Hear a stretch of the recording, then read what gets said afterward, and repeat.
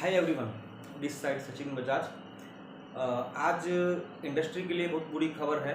Direct selling industry के लिए बुरी खबर निकल के सामने आई है।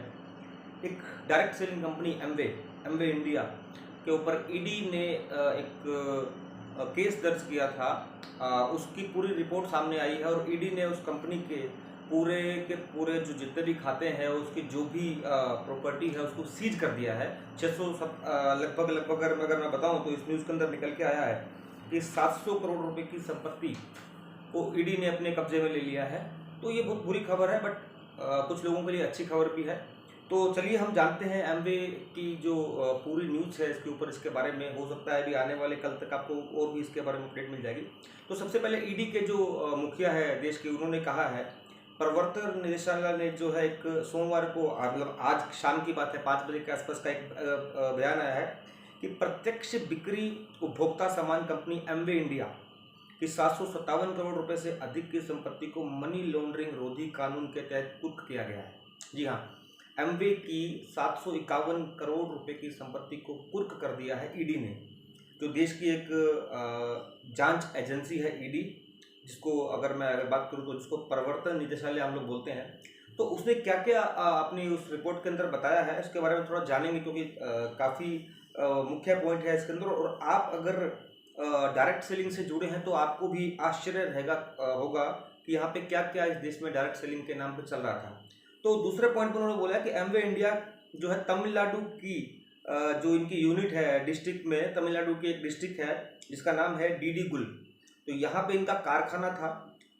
इनकी मशीनरी और बैंक खाते जो थे, बैंक खातों में जो 357 करोड़ रुपए डिपॉजिट था उसको भी इन्होंने फ्रीज कर दिया है। उसके बाद में जो है, देखिए, संपत्ति को सीज करने का मतलब आपको बताता हूँ पहले कि इसको जो फ्रीज किया इन लोगों ने क्यों किया, इसका क्या कारण होता है। अब इस खाते से कोई लेन देन नहीं हो पाएगा और ना ये लोग उस खाते से पैसा ट्रांसफर कर पाएंगे। तो एमवे के जितने भी डिस्ट्रीब्यूटर्स हैं उनके लिए बुरी खबर है कि उनका पे आउट अब नहीं आने वाला है।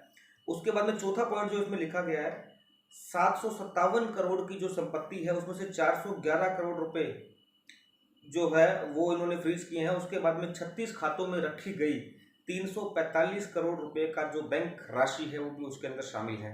जी हाँ, तो 357 करोड़ रुपए इनके खातों में जमा था, उसको भी इन लोगों ने, ईडी ने फ्रीज कर दिया है। और उसके बाद में पांचवा पॉइंट जो सामने निकल के आया है, ईडी ने कहा है कि जो है, ईडी ने कहा है कि घोटाला चलाने का आरोप एमवे के ऊपर लगाया है। कि ये इनका कहना था कि ये प्रोडक्ट जो है बाजार भाव से दुगनी कीमत पे दिए जा रहे थे। जी हाँ, बिल्कुल, इन्होंने बोला था, ईडी ने बोला है कि बाजार भाव से दुगनी कीमत पर ये लोग प्रोडक्ट भेज रहे थे। और उसके बाद में इन्होंने मनी लॉन्ड्रिंग का इसके ऊपर केस दर्ज किया है।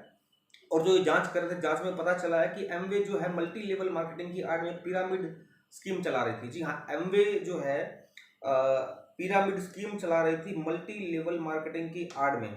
तो इसके ऊपर एमवे का अभी तक कोई क्लियरिफिकेशन नहीं आया है इसके ऊपर। तो चलिए अगले जो पॉइंट है उसके ऊपर बात करते हैं। तो यहाँ पे इन्होंने बोला है, ईडी ने बोला है कि वास्तविक तथ्यों को जाने बिना आम जनता कंपनी के सदस्यों के रूप में शामिल होने और महंगे उत्पाद खरीदने के लिए प्रेरित होते थे। एक नया ग्राहक प्रोडक्ट को उनका उपयोग करने के लिए नहीं, बल्कि सदस्य बनकर अमीर बनने के लिए खरीद रहे थे। बिल्कुल। अब ईडी ने इसमें कहा है, ईडी ने एक आरोप लगाया है कंपनी के ऊपर कि यहाँ पे जो एक आम ग्राहक जुड़ता था वो अपना प्रोडक्ट यूज करने के लिए नहीं जुड़ता था, उसको ड्रीम सेल किया जाता था, उसको सपने बेचे जाते थे। जैसे अगर मैं एग्जांपल दूं, मैंने भी एमवे का एक प्रोडक्ट खरीदा था, इसका नाम है एमवे का न्यूट्रल, आपके हाथ में आप देख पा रहे हैं। बट ये प्रोडक्ट मार्केट के अंदर आपको 250-300 में मिल जाएगा।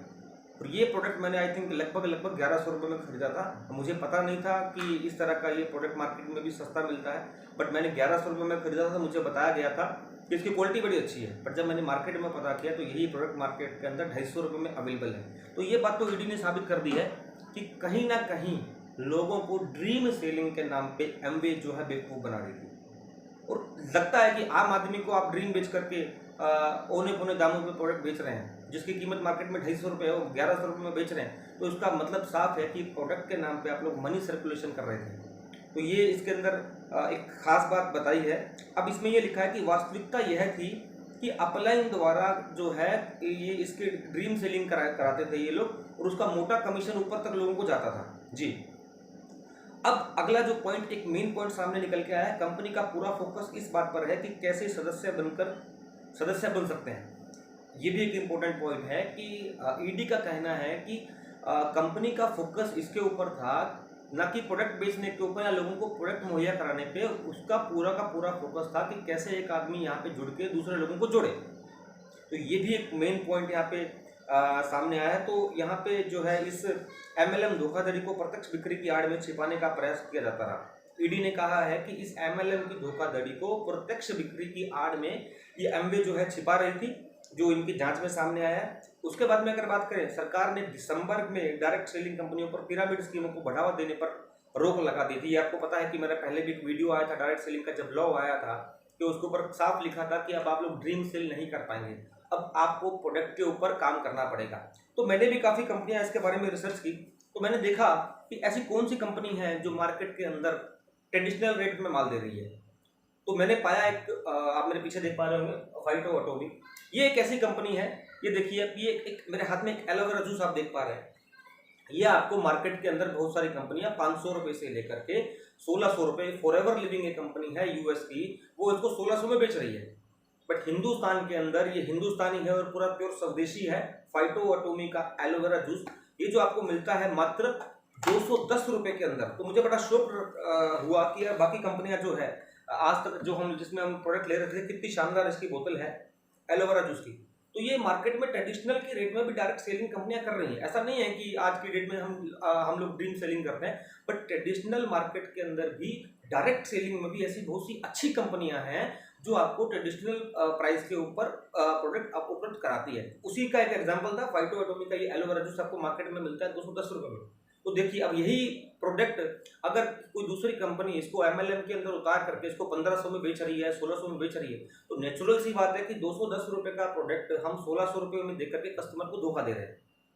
तो ऐसी बहुत सारी कंपनियां मार्केट में चल रही हैं, और अगला नंबर किसका होगा इसके बारे में कुछ कहा नहीं जा सकता, क्योंकि अब ईडी ने और भारत सरकार ने डायरेक्ट सेलिंग कंपनियां, जो ऐसी डायरेक्ट सेलिंग कंपनियां जो ड्रीम बेच रही है लोगों को, छोटे छोटे गरीब लोगों को, आम जनता को एक अमीर बनने का सपना दिखा करके 25 रुपये के साबुन को 100 रुपये में बेच रही है।